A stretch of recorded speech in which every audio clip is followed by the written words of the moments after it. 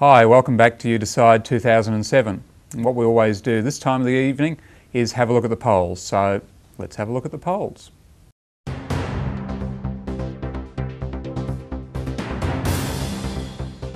Okay, well Terry, we don't have John Harrison here to tell me that there's been no movement.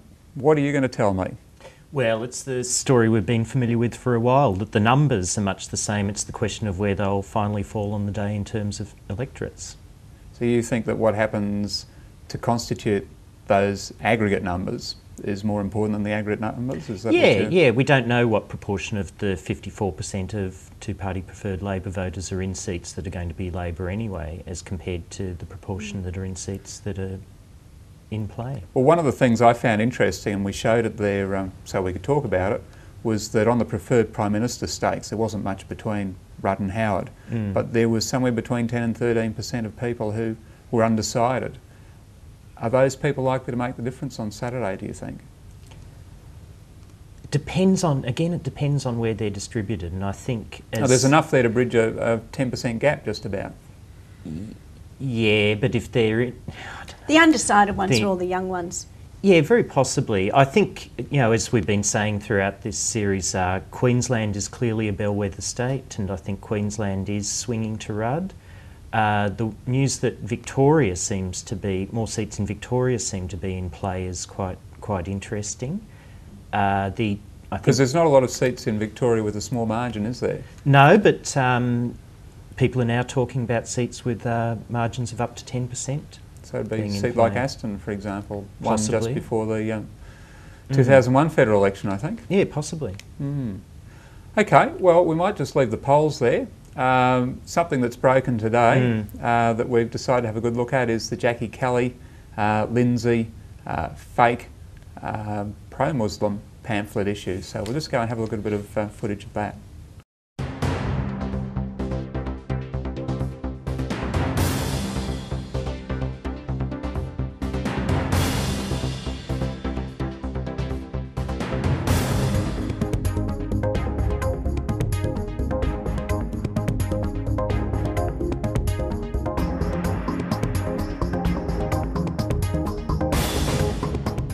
Okay, so what was your response to that, Dale? Well, there's a thing about the news and the coverage of it, that this is the last day and Howard's day in the National Press Club, and there's no way he's going to get the opportunity to put his case about, even though I don't like his case. He's just going to have to defend the Liberal Party against this and that they had nothing to do with it, etc. I think it raises lots of questions about, do we have policy or do we have diversions? Because I don't think that people get questioned about policy in the way that they used to, not even the way Latham Yeah, poor old John did. Howard, he's not having a good trot, is he? He's not having a good trot. And when I heard him this morning on the... Now, I did not feel sorry for him. Let's be really clear about this. But I did think, God, it's just the weight of the world must just be descending on you. That previous elections he's had a lot of luck, and this time I think he has very little luck. And when you talk about 12% undecided, I think a lot of people don't make up their mind till they know who's going to win. And then they decide they want to back the winners. And I think that's a huge factor with people. They want to be seen to be on the winning side. And I certainly didn't think Mr Howard sounded like a winner this morning when he was defending this. But it's a bit surprising, isn't it, Terry, with this really strong media management that the Liberal Party's had, where we can't even get candidates to talk to us, to the stage where I think I've described it as being anal and cack-handed, that something like this could happen. Is it something that perhaps overly manipulative media management makes more likely, or is it just a rogue thing? It could be part of it. I think it is a rogue thing. It's rank stupidity. It's also a sense that the foundations of managing this may be crumbling, because my sense is, and certainly hearing Andrew Robb last night, I felt the subtext was that, well, the seat of Lindsay is viewed as gone anyway, that they're retreating from Western Sydney to what might be called the Wentworth-Bennelong line. And somehow the message hasn't got to these people who've conjured up something that is just disgraceful, and which unfortunately, not unfortunately, but will resonate with the people who are concerned about decline of ethics under this government anyway, but also this story has been broken in the Daily Telegraph, and the Daily Telegraph is the newspaper that is read on building sites, buses, tea rooms, etc. throughout Sydney, and it projects an image of a government that's losing the plot. In fact, the Daily Telegraph's the newspaper that you'd expect to be covering the Indonesian fishermen who've had to be rescued offshore on Western Australia, which raises issues of immigration and Australianness and race and so on, but in a legitimate way for the government.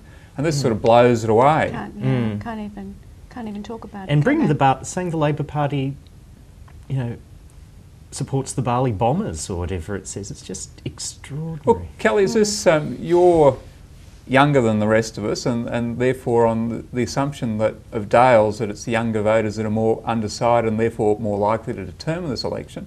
What would you think if that pamphlet turned up in your letterbox? Oh, well, I would, and I do think it's absolutely disgraceful. You wouldn't have a laugh like Jackie Kelly did? I actually find it incredibly bizarre. Like, I can't quite get my head around exactly what they thought they were going to gain out of it. Of course, playing the race card is always great for the media. You'll definitely get media attention, but it has, I agree, made them look like they've just lost the plot. Is it racial vilification, perhaps?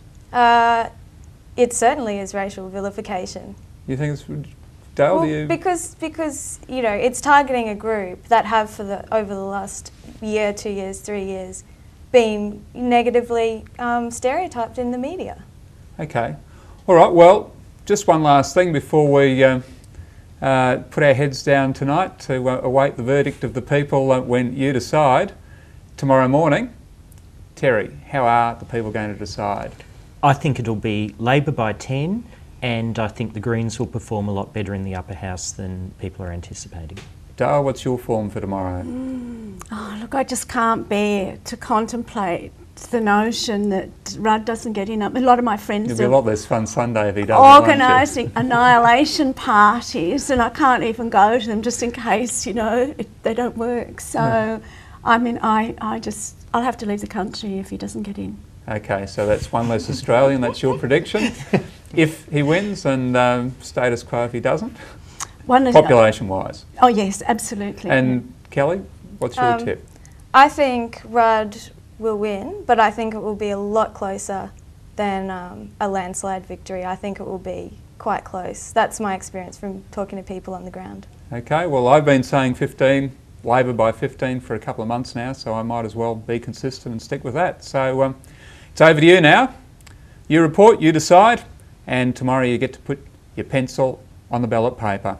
Thanks for tuning in over the course of this campaign, and we'll be back next week for a wrap-up.